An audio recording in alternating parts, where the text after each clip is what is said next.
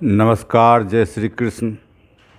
आज मंगलवार सत्संग में हम सभी दर्शकों का बहुत बहुत स्वागत करते हैं। मैं जवाहर यादव निराला, मेरा यूट्यूब चैनल जवाहर निराला ऑफिशियल में आप सभी का बहुत बहुत स्वागत है। आज हम सबसे सत्संग शुरू करने से पहले अपने गुरुजन वैष्णव जो संत महापुरुषों के चरणों में नमन करते हैं। साथ ही आज हम इस सत्संग में जानेंगे कबीर साहब के बारे में।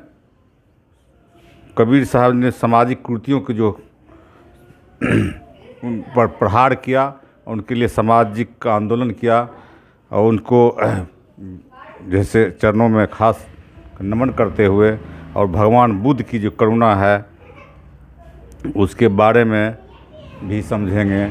तो साथियों, सबसे पहले सत्संग प्रेमियों, भगवान श्री कृष्ण के तो आप जानते हैं कि आज विश्व का सबसे बड़ा जो दर्शन दिया, ज्ञान की खजाना दिए श्री कृष्ण, श्रीमद् भागवत गीता आज कितनी प्रासंगिकता है।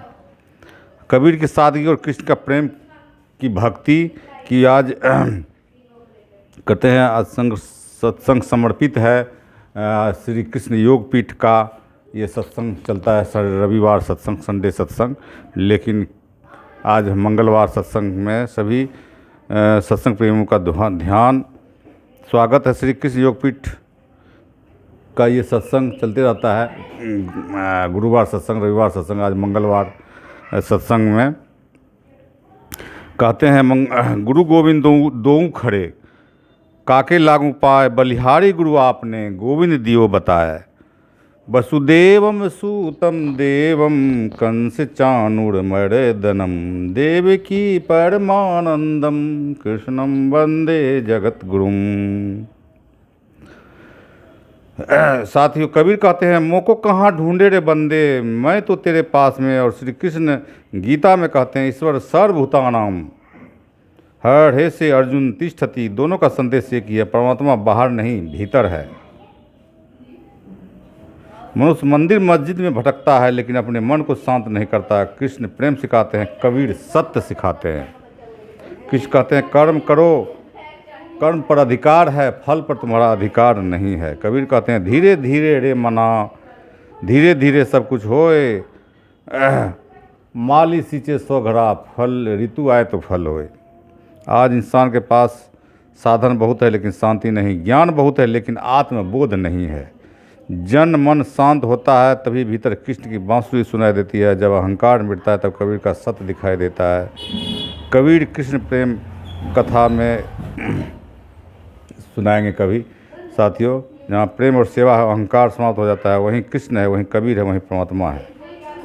तो हम आपको बुद्ध की करुणा जो है कहते हैं, भगवान श्री कृष्ण कहते हैं हे अर्जुन, मन चंचल है लेकिन अभ्यास और वैराग्य से उसे जीता जा सकता है। भगवान बुद्ध कहते हैं मन ही सब कुछ है, जैसा तुम सोचते हो वैसे ही बन जाते हो। आज मनुष्य के पास साधन बहुत है लेकिन शांति नहीं।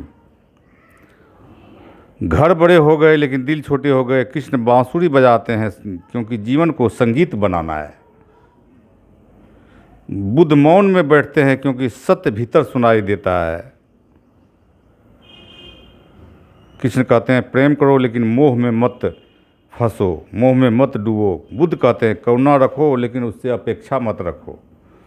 जब प्रेम में स्वार्थ आ जाए तो दुख जन्म लेता है, जब कर्म में अहंकार आ जाए तो अशांति जन्म लेती है। तो प्रियजनों, जीवन बुद्ध भी है और ध्यान भी है, कुरुक्षेत्र बाहर भी है और भीतर भी है। क्रोध आए मन में तो बुद्ध को याद करना, भ्रम आ जाए, किसी तरह का भ्रम हो तो कृष्ण की गीता को याद करना, क्योंकि बुद्ध तुम्हें भीतर की शांति देंगे और श्री कृष्ण तुम्हें जीवन जीने की कला सिखाते हैं, वो श्रीमद् भागवत गीता के माध्यम से। अभी भगवान श्री कृष्ण नहीं है इस युग में, वो 52 साल पहले की बात है, लेकिन अभी भगवान श्री कृष्ण हैं गीता के रूप में। और गीता पढ़िए, गीता घर में रखिए, तो वो भगवान श्री कृष्ण जैसे साक्षात गीता के रूप में भी विराजमान है। वो गीता घर पुस्तक मंदिर में कहने वाला नहीं है। मंदिर में कहने ये जान रहे गीता कहाँ कही है, तो कुरुक्षेत्र में। गीता सुनने वाले कौन कौन? एक अर्जुन, कहने वाले कृष्ण, तीसरा अगर कोई सुनने वाले हैं तो भगवान महावीर हनुमान जी जो झंडा में विराजमान। तो यथार्थ गीता, अभी जो यथार्थ गीता हम लोग आप लोग को सुनाएंगे थोड़ा सा उसका अंश इसको मंगाए हैं ऑनलाइन फ्री में आता है यथार्थ गीता, श्रीमद् भागवत गीता यथार्थ गीता। तो उसके सुनाए थे। अब तो इसको यथार्थ गीता के पिछले बार सुनाए थे गुरुवार सत्संग में, इसमें भी सुना देते हैं। अवतार 18 व्यक्ति के हृदय में होता है, बाहर नहीं। जो अवतार वाला अवधारणा है वो हर एक व्यक्ति के भीतर होता है, बाहर नहीं। विराट दर्शन योगी के हृदय में ईश्वर के द्वारा दी गई अनुभूति है। भगवान साधक में दृष्टि बनकर खड़े हों तभी दिखाई पड़ते हैं। पूजनीय देव इष्ट एकमात्र परम परात्पर ब्रह्म ही पूजनीय देव है। उसे खोजने का ध्यान हृदय ही देश है। उसकी प्राप्ति का स्रोत उसी अव्यक्त स्वरूप में स्थित प्राप्ति वाले महापुरुष के द्वारा है। अब इनमें से योगेश्वर श्री कृष्ण का स्वरूप समझने के लिए अध्याय 3 तक आपको पढ़ना होगा और अध्याय 13 तक आप स्पष्ट समझने लगेंगे कि श्री कृष्ण योगी थे। अध्याय 2 से ही सत्य निखर जाएगा। सनातन और सत्य एक दूसरे के पूरक हैं, यह अध्याय 2 से ही स्पष्ट होगा। वैसे पूर्ति पर्यंत चलेगा युद्ध। अध्याय 4 तक स्पष्ट होने लगेगा। 11 तक संशय निर्मूल हो जाएगा। वैसे अध्याय 16 तक देखना चाहिए। युद्ध स्थल के लिए अध्याय 13 बार देखें। ज्ञान अध्याय 4 से स्पष्ट होगा तथा अध्याय 13 में भली प्रकार समझ में आएगा कि प्रत्यक्ष दर्शन का नाम ज्ञान है। योग अध्याय 6 तक आप समझ सकेंगे। वैसे पूर्ति प्रयत्न योग के विभिन्न अंशों की परिभाषा है। ज्ञान योग अध्याय 3 से 6 तक स्पष्ट हो जाएगा। आगे देखने की कोई विशेष आवश्यकता नहीं है। निष्काम कर्मयोग अध्याय 2 से आरंभ होकर पूर्ति प्रयत्न है। यज्ञ आप अध्याय 3 से 4 तक पढ़ें, स्पष्ट हो जाएगा। कर्म का नाम अध्याय 2 से 39 में प्रथम बार लिया गया। इसी श्लोक से अध्याय 4 तक पढ़ लें तो स्पष्ट हो जाएगा कि कर्म का अर्थ आराधना भजन क्यों है। अध्याय 16 और 17 यह विचार स्थिर कर देता है कि यही सत्य है। वर्ण संकर अध्याय 3 में और अवतार अध्याय 4 में स्पष्ट हो जाएगा। वर्ण व्यवस्था के लिए अध्याय 18 देखना होगा। वैसे संकेत अध्याय 3 और 4 में भी है। मनुष्य की देवासुर जातियों के लिए अध्याय 16 द्रष्टव्य है। विराट दर्शन अध्याय 10 से 11 तक स्पष्ट हो गया है। अध्याय 7, 9 और 15 में भी इस प्रकार प्रकाश डाला गया है। अध्याय 7 और 9 और 17 में देवताओं की अस्तित्वहीनता स्पष्ट हो जाती है।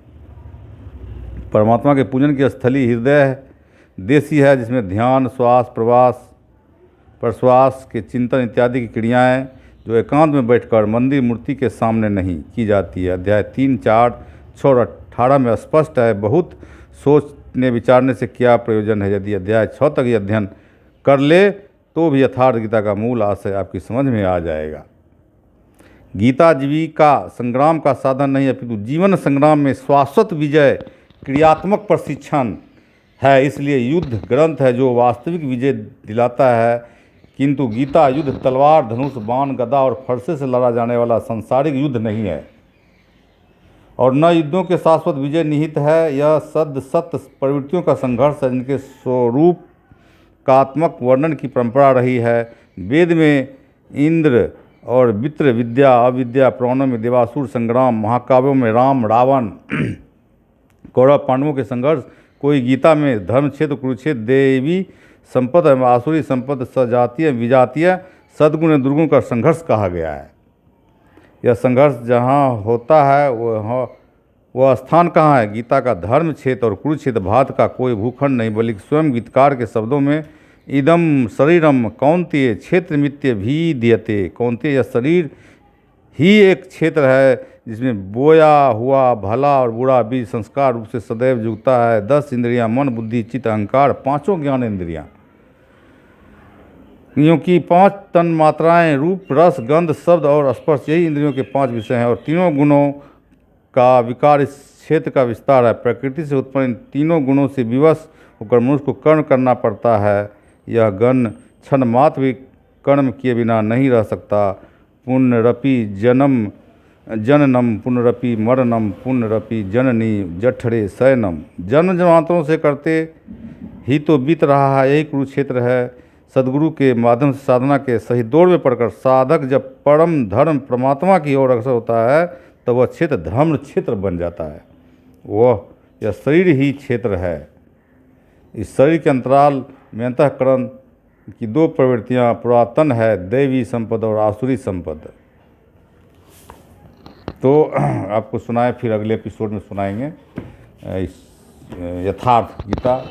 तो आपको कैसा लगा हमारा सत्संग? आज मंगलवार सत्संग है। सुनाए भगवान श्री कृष्ण का और कबीर साहब का और बुद्ध का करुणा ध्यान, कबीर साहब का सत्य, भगवान श्री कृष्ण का जीवन जीने की कला गीता, सभी मनुष्य को, सभी धर्म के मानने वाले लोग, चाहे वो सिख धर्म हो, कबीर धर्म हो, हिंदू मुस्लिम सिख ईसाई, सबको, चाहे ईसाई हो, इस श्रीमद् भगवद गीता, हालांकि इंडिया में तो भारत में सभी यूनिवर्सिटी में कंपलसरी नहीं है, लेकिन यूएसए यूनाइटेड स्टेट अमेरिका में आपको सेंट्रल हार्वर्ड यूनिवर्सिटी है, वहाँ कंपलसरी सब्जेक्ट के रूप में पढ़ाया जाता है श्रीमद् भगवद गीता। और हमारा तो पीछे ही से बहुत पुराना मांग है कि भारत की यूनिवर्सिटी में भी इसको इच्छिक रुपये के विषय में कंपलसरी सब्जेक्ट के रूप में, अनिवार्य विषय के रूप में पढ़ाया जाना चाहिए। जो यहाँ की दर्शन समझता है, विद्यार्थी, चाहे स्टूडेंट, चाहे जो भी लोग डिप्रेशन में होते हैं, अवसाद में हो जाते हैं, देखते हैं कितना अभी सुने अखबार के माध्यम से, सोशल मीडिया के माध्यम से, कितना विद्यार्थी फेल कर गया इंटर में तो आत्महत्या कर लिया, कुछ खबरें आई। तो इससे पढ़ेगा तो समझेगा इसके माध्यम से कि भाई ये जीवन जीने की कला श्रीमद् भगवद गीता सिखाती है। तो आज हम इसको यहीं रखेंगे, यहीं तक रखेंगे। और आपको सबसे अहम बात कि ये वीडियो अच्छा लगे तो आप लाइक कीजिए और सब्सक्राइब कीजिए, अब बेल आइकन की घंटी भी दबा दीजिए टन से, ताकि कोई वीडियो हम अपलोड करें तो उसकी आपको सूचना मिल जाए। तो आपको ये कैसा लगा वीडियो, अपने कमेंट के माध्यम से भी हमें बताइए।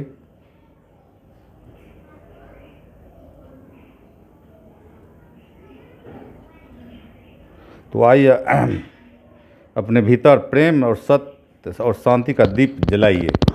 अगर यह सत्संग आपको अच्छा लगा हो तो वीडियो को लाइक करें, शेयर करें, चैनल को सब्सक्राइब कर अवश्य करें। राधे राधे, जय श्री कृष्ण।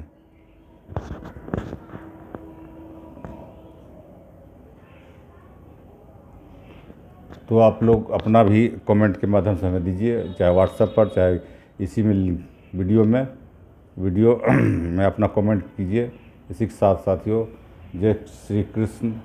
आप लोग देखें वीडियो, इसी के लिए बहुत बहुत आभार, धन्यवाद। फिर मिलते हैं आगे नेक्स्ट वीडियो में।